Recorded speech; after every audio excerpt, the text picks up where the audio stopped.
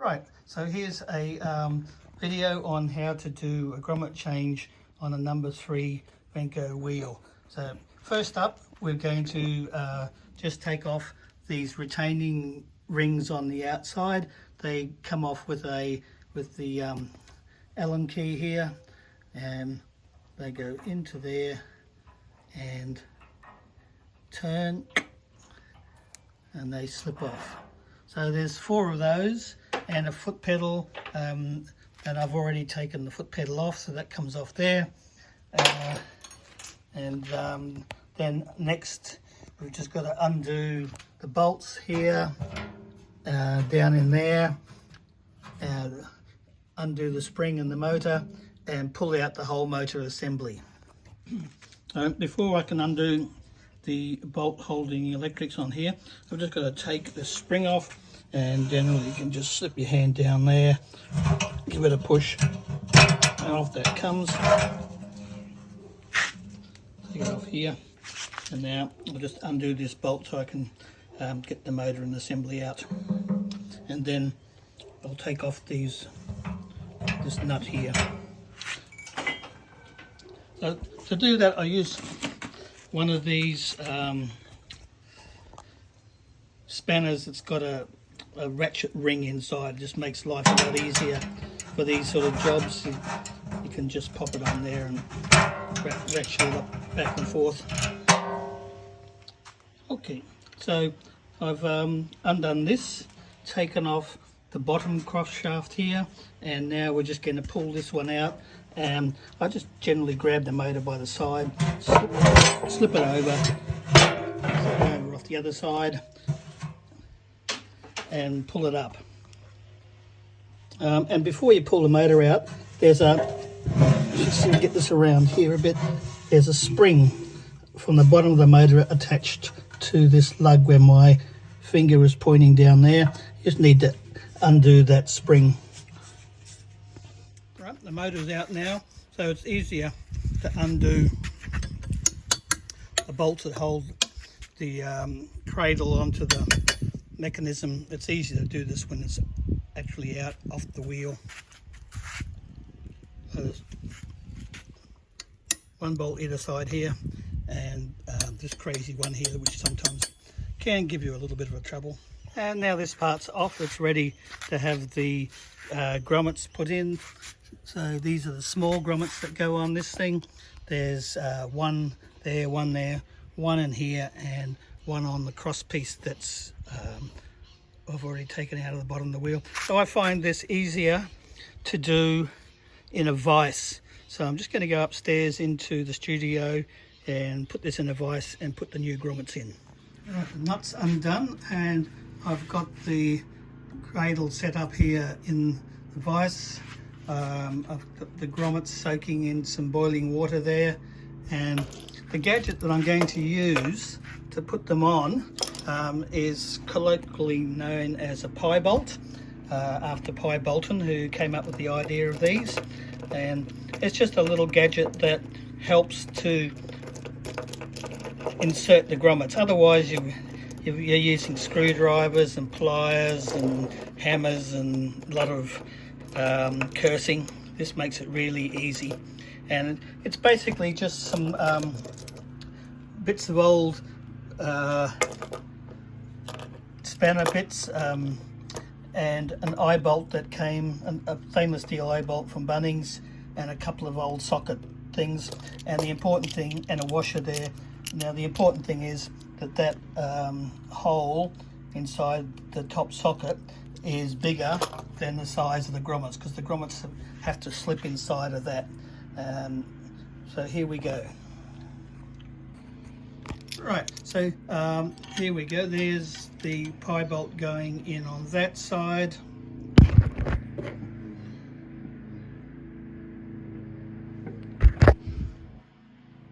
The grommet there slips over top.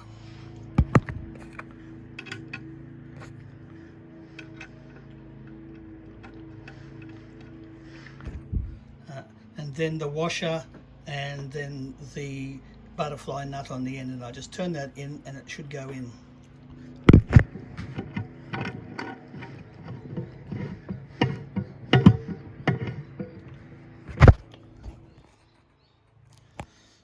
So here I am. I'm just turning this. It's difficult to hold this and to do it at the same time, but we'll just have a go.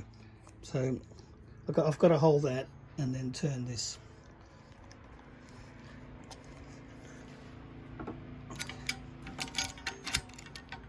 Right, okay, and now that's in. Okay, so the grommets are all in this, and now it's just time to pop the mechanism back onto the motor. Just make sure you get your orientation right.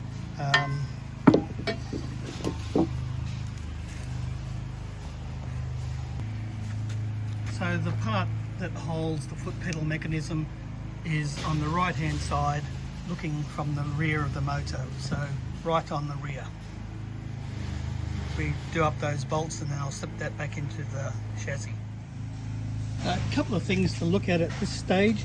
This nut here is a motor placement nut, and that is factory set, and really you should never have to do anything to that.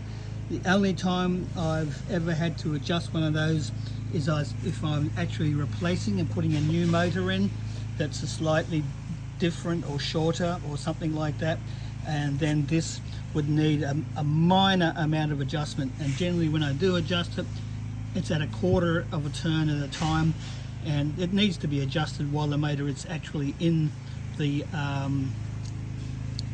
in the wheel, because what it does, it positions where the cone is going to start to touch on the drive wheel, and if it's not right, then this can touch metal and you'll get a scraping sound.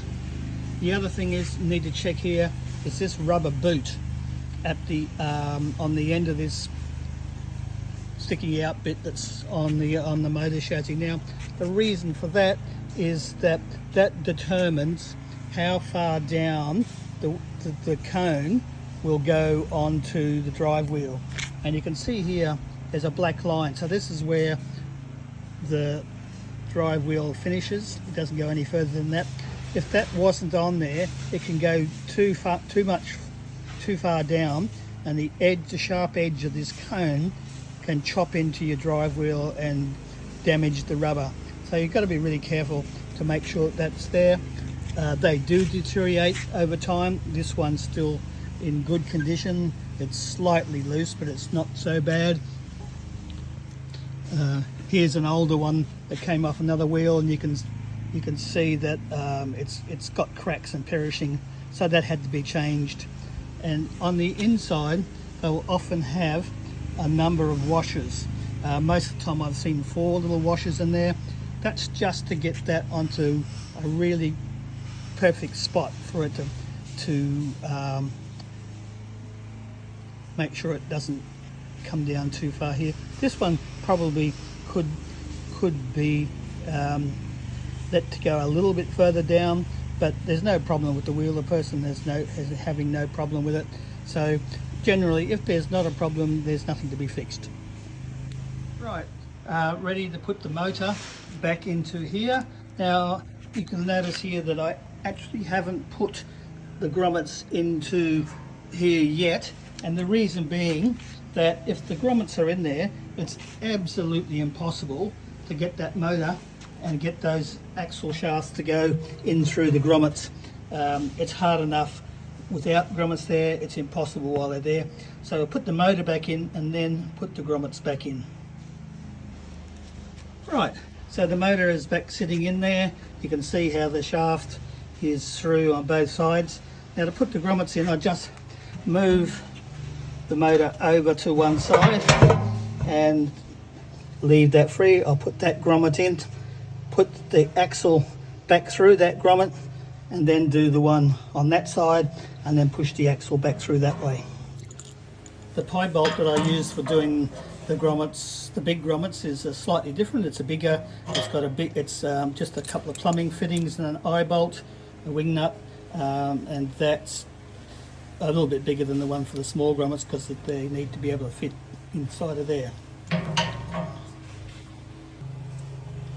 Right, so the grommets have been sitting in some boiling water, so they're nice and soft. And here we go. This part is in there. The grommet, washer, and wing nut goes on the outside. You can't see how it's there. Tightening them up. So here we go. We'll tighten this one up on the outside here.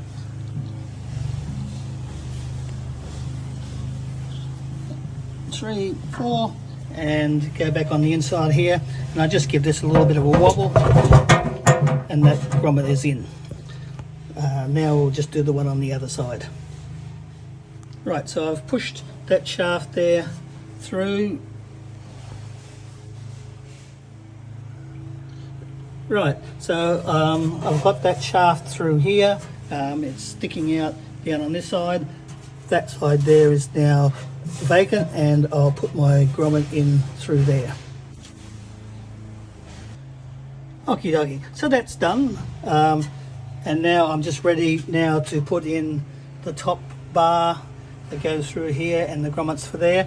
And while we've got this open, it's a good idea to put the spring back in. This can be a fiddly job. It's somewhere around the back of here. It's easier to do before. Right, so I've got that there, and get this spring over the end of that lug. So the way these are designed is on the bottom one, the nut is on the inside of the crossbar that goes here, and on the top one the nut is on the outside, as you can see on this other wheel here. Nut is on the outside there, and nut is on the inside down in there.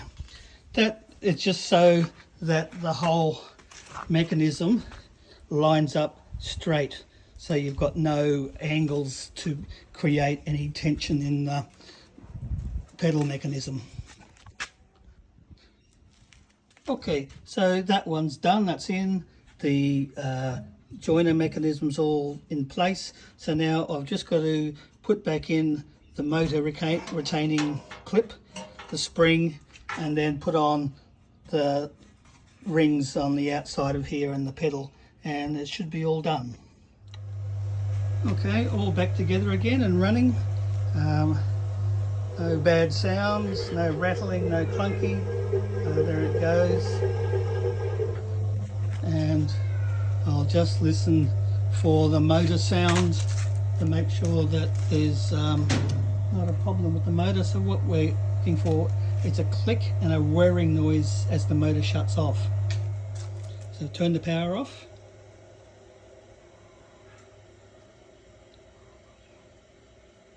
And that click and that whir, then you need to be able to hear that sound coming from the motor, otherwise your motor is in dire need of an overhaul. All done.